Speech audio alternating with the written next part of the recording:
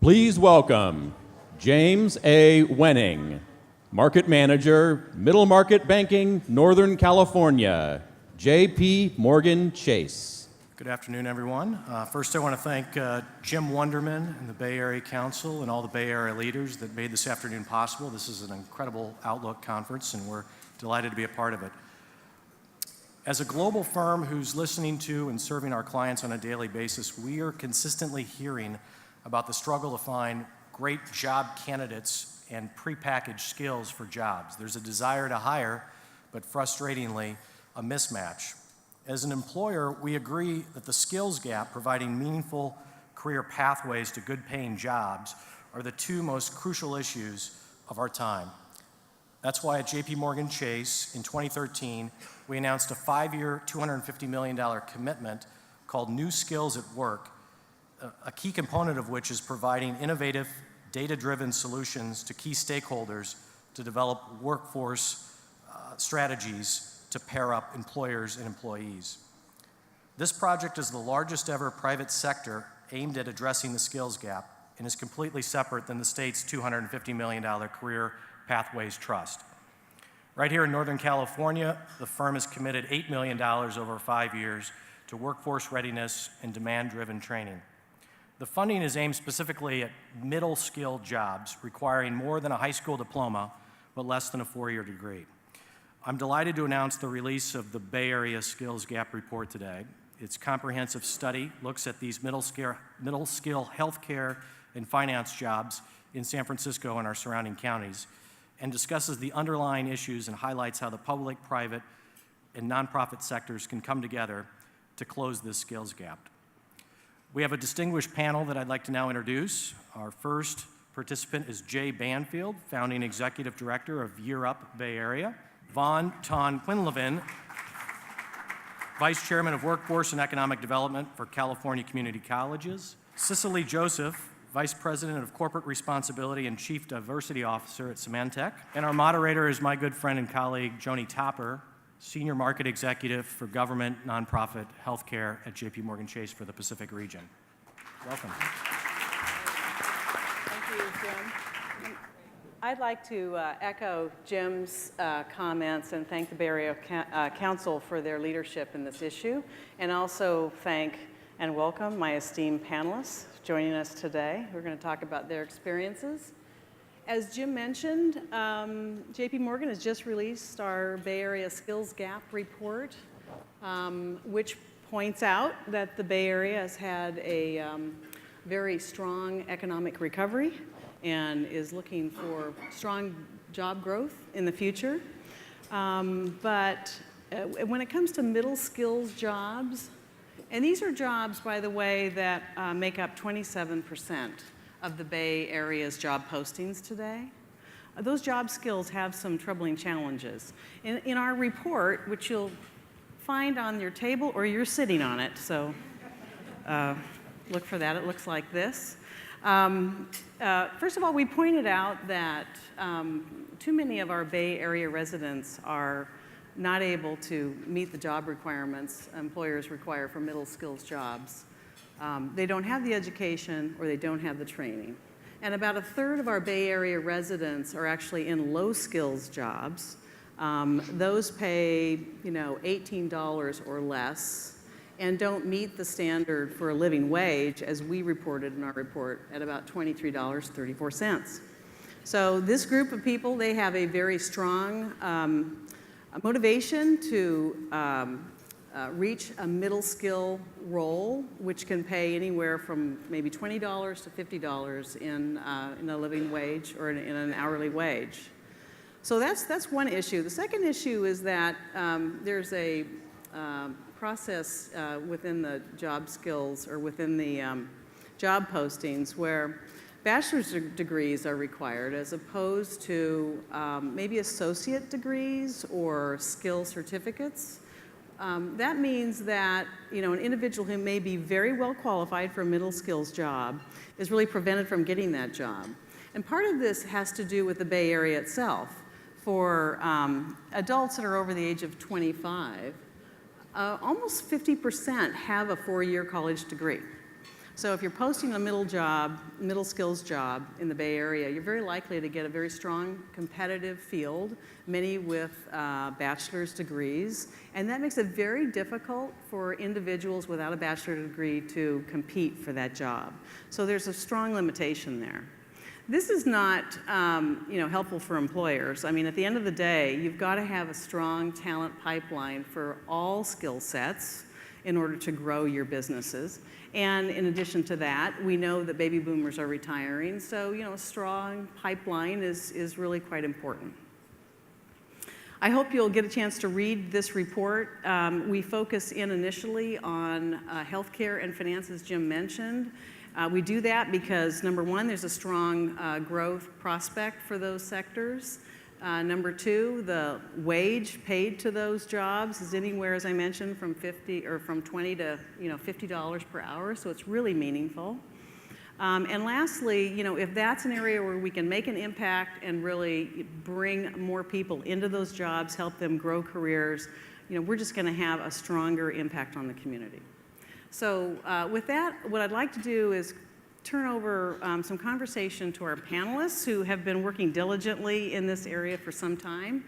I want to start with Jay because he lives and breathes this every day. He's working with 18 to 24-year-olds, and this is that moment when people kick off their careers, so it's a really important time.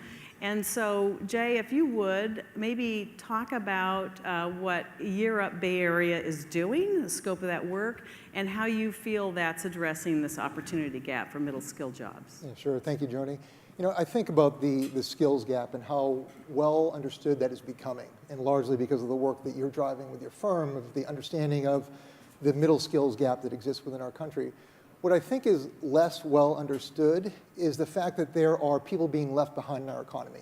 As we sit here right now, there are more than 60,000 young adults between 18 and 24 who are disconnected from the economic mainstream. And we know that there are tens, if not hundreds of thousands of people within our community who are underemployed. What I think is also even less well understood is the fact that with a targeted, very specific intervention, it is easy to reskill people to fill jobs that companies have. And that's what Year Up is all about, is that we talk to companies. Actually, I know there are a number of them in the room here today, Symantec obviously, and JP Morgan Chase as well, understanding what are those middle skills that you're struggling to fill, and then how is it that we can partner with community colleges to devise a curriculum that addresses that particular hard skill need. But I think, as we all know, that one of the important ingredients with a successful employee is the soft skills. And so we layer on top of the technical skills, professional skills, business communications, with an opportunity to then go demonstrate their skills on an internship or an apprenticeship. And we've seen great success. We've been around for 15 years. We're in 14 cities now, here in San Francisco and Silicon Valley. Our most recent graduating class, nearly 90% of them had jobs earning $40,000 a year. Upon graduation, if you think about where they were coming beforehand, on average, $3,000, $4,000, $5,000 a year. So it can be done, and that's something that we want to highlight in our work together. Oof, that's great. Well, Cicely, first of all, congratulations, because Symantec has really jumped out in front on this issue, and I think really taken control of a situation that your company was facing. So I think this is a great discussion today. With respect to cybersecurity, which is where this work effort has evolved, can you talk a little bit about how your firm came to understand this is what we needed to do, and how you forged this partnership? Yes. So from everybody here, you don't have to be a cybersecurity expert or in the cybersecurity field to know that cybersecurity is a really big issue today, and that individuals and corporations are facing more threats than ever before. Our research has shown that just last year, cyber threats increased over 40%. And then against small companies and small businesses to medium-sized businesses, it's over 60%. So a real issue. And what our customers need are good products, they need good services, they need good insights to know what's coming, but they also need people that can deploy the technology. And that's where there's a big lack. In the US alone today, there are over 300,000 cybersecurity jobs that are not filled. And we've learned that about 20% of those can be filled with people who don't have a four-year college degree. On the other end of the spectrum, We know that there are many young adults that are underemployed. We also know that diversity is a big issue in the tech field overall, and it's especially a big issue in cybersecurity, where we find there is a real lack of diversity of women and professionals of color. There are actually about 11% women that are employed as cybersecurity professionals today. So when you put all of that together, there's a real opportunity to create a program, which is what we embarked on, a program where you try to bring more young adults into the cybersecurity profession, people who don't necessarily have a college degree. We're targeting underrepresented groups, such as women and minorities, and create a career pathway so that they can move quickly through a 4-step process. So the first step is getting people excited about the field in general. What is it? Why do I want to do it? The second is really learning and being trained and getting some certifications in the field. The third are internships, on-the-job training, so that you actually have work skills and learn about what it is. And the fourth is assisted job placement. And so we launched this program last year. It's a pilot program. Year Up is one of the partners that we work with, a great partner because they really understand the age group we're working with. They've been successful in bringing people through these types of programs on an IT track. And especially because there's a piece here that's very important, which Jay did allude to, which is the soft skills part. You know, resume writing, interview skills, how do I show up on the job, the kind of support I need to get there, transportation. So really, I think, great partnership. Right now, our students have gone through the 6 months training. They're in their internship programs. Some of them are already receiving job offers. I've had the opportunity to meet with them throughout the program. It's really exciting to see them, to see it become a reality. Yeah. Well, and your relationship, I think, with Year Up has been an important part of this program being successful. So just quickly back to you, Jay, for just one question. Obviously, we're talking about soft skills, but there's also the hard skills, the technology. Could you talk a little bit about what you feel is important with regard to relationships with the educators before we get to Vaughn? How important is that partnership, and how do you work with the educators? You know, I think all of us would agree, and I think everyone in the room would agree, that the key issue that we face and that challenges us here in the Bay Area is how do we get skills to market at the speed that business requires and at the volume that it requires?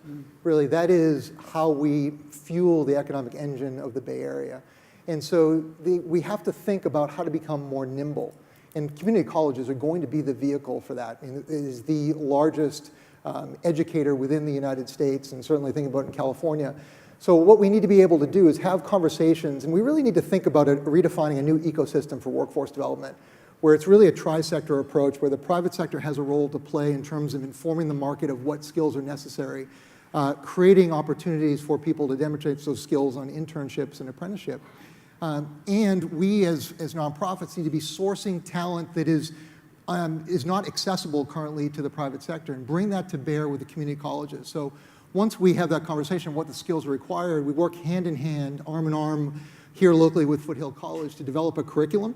And then we know that with that partnership, to get that to go to scale, that has to occur through the community college system. So that tri-sector approach and that truly integrated ecosystem is what we're driving towards. Okay, well, this is perfect for you, Vaughn. As Vice Chancellor for our community college system, this is at the top of your plate. We know that. And we're talking about programs that, if they are scalable, could be very effective for lifting our economy overall. So can you tell us a little bit about where the community college system is focused right now, how you feel about these partnerships, and where you see this going? Well, thank you very much, Joni. So I actually came from the private sector before taking on this role as Vice Chancellor of the 112 community colleges, heading up workforce and economic development, and was actually from PG&E, the architect behind PG&E's Power Pathway program, which is exactly the model that Jay has talked about.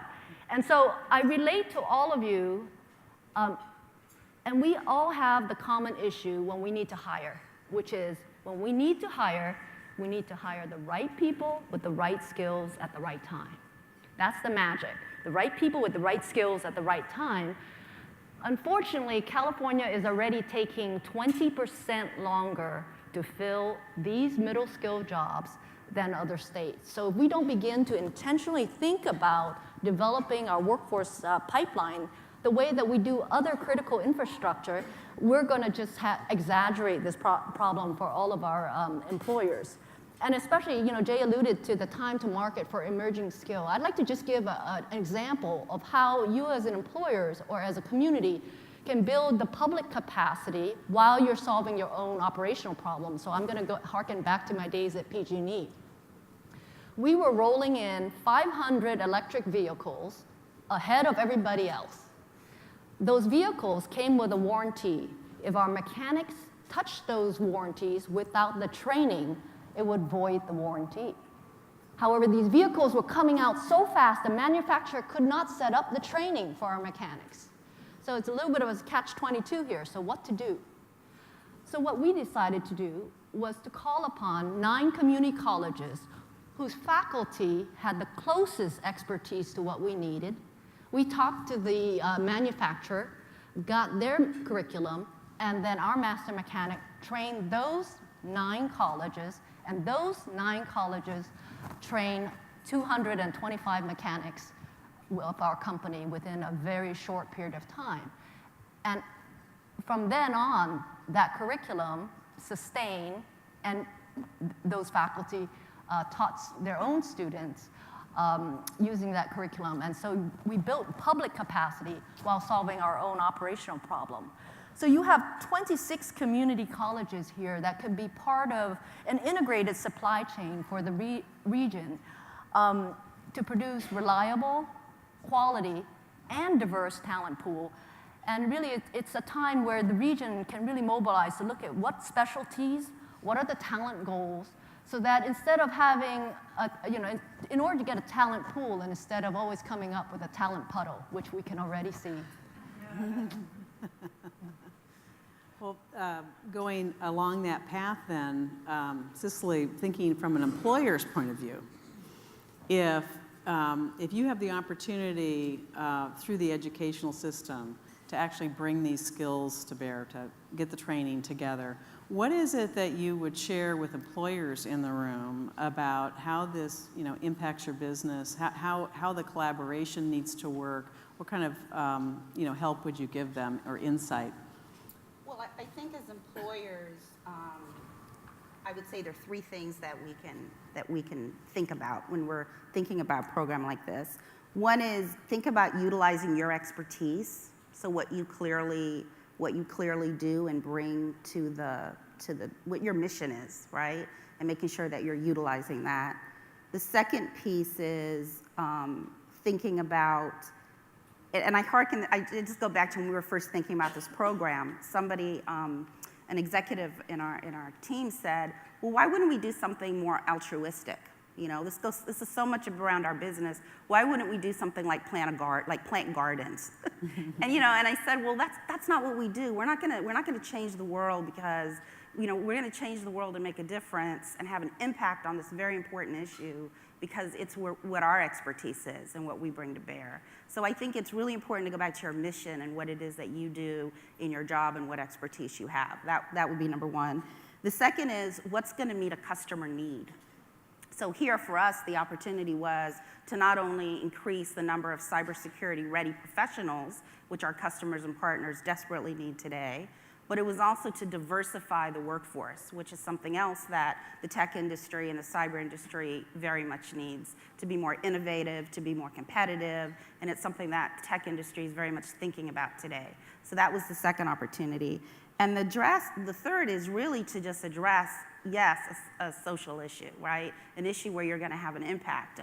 For Symantec, we get to make the world a safer place for everybody, and we also get to make a more diverse workforce for our tech industry. So that's how I would think about it from an employer perspective, how to build a program like this. And have you also had the opportunity to develop partnerships or internships that you feel has leveraged that? Just in terms of developing which career paths are most effective for your business to create? Yes, yes. So we actually have developed and co-developed the curriculum that we're using right now. We've brought some of those interns are actually working at Symantec, and so we're getting to kind of experience the pilot as we go through the program and see how this really works within a company so that we can continue to improve and get better results as we move along the path. That's great. Yeah. That's great. Well, I think I would probably now, we've just got a few minutes left, really ask our panelists to think about what they would ask as a call to action to those of us here in the room.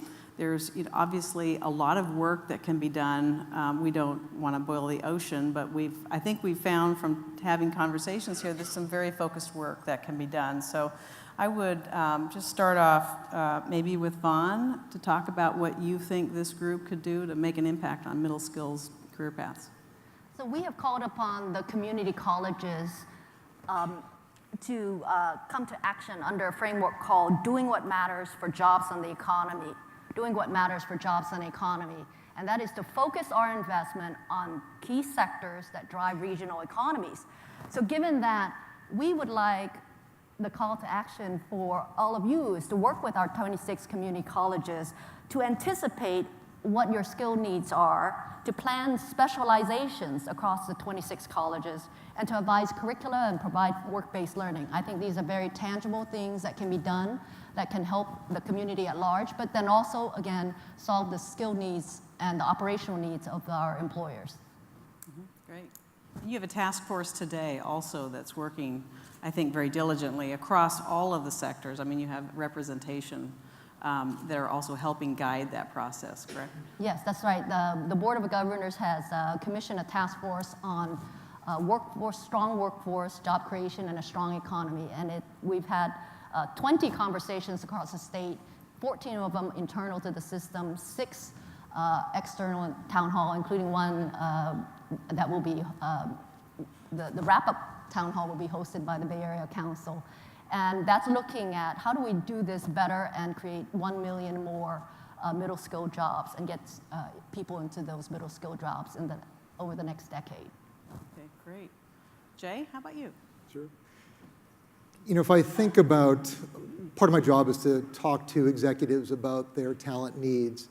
And whenever I ask the question about what are you looking for in an employee, I hear the same things. I'm looking for someone who's determined, who will persevere through obstacles, hardworking, good team player. And then I hear about some of the technical skills that the companies are looking for. And I'll often say, well, can I see some of the job descriptions that you have? And when I look at the job descriptions, invariably the things that the person led off with are nowhere to be found. And it makes sense. It's hard to measure. It's hard for me to put on my LinkedIn profile that I have grit and I have determination, right? It's hard for me to do that. And so it makes sense why employers struggle to do that. But when we fail to recognize those skills, we're excluding, tens of thousands, hundreds of thousands of people within the Bay Area from what's morally right, but also what makes sense from a business point of view. And so I think about the millions of young people in our communities through life circumstances, whether that's being in foster care or homelessness or having children of their own, that through those life experiences have built up a grit and a determination and a persistence that make for phenomenal foundational skills for an employee. Now, I'm the first to admit that that's not sufficient. That's not enough. You have to have, on top of that, real skills and a real opportunity to prove yourself.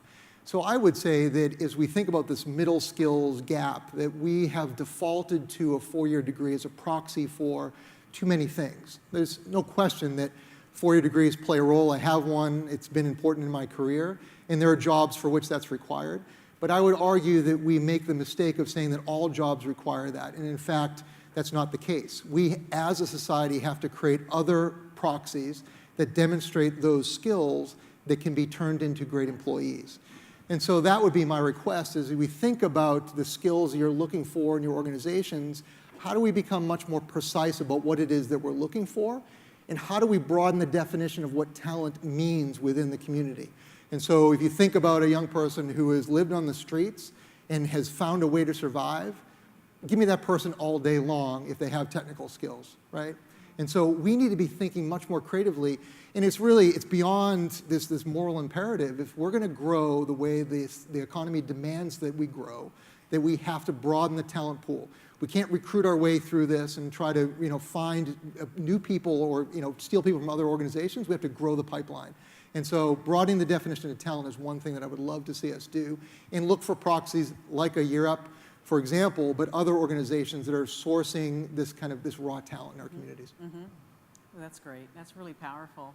Cicely, how do you feel about that? And maybe you might have So it's always hard to go similar idea. last when there's brilliant thoughts.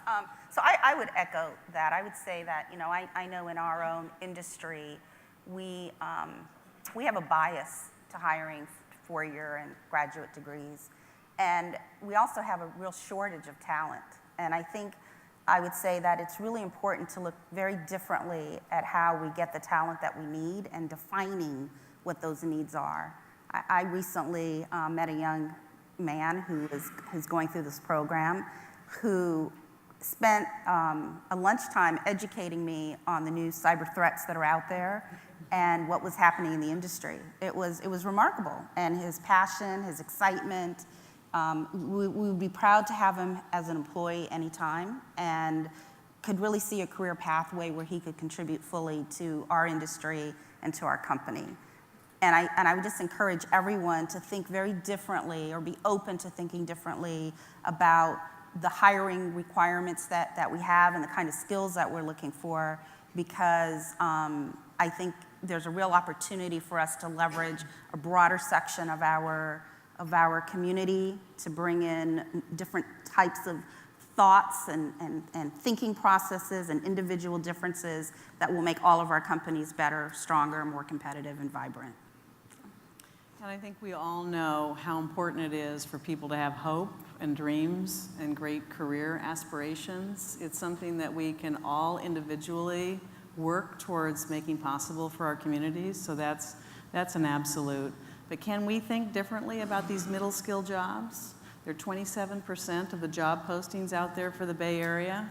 Can we look at them differently? Can we open up the requirements and help develop people to have better career paths and certainly obtain that living wage, which now appears to be at times even more difficult to attain. So I think that's a great call to action for everybody here. I want to thank our panelists who are really in the thick of this, and I think have given us a lot of great ideas and certainly a great perspective on what the possibilities are. So thank you very much.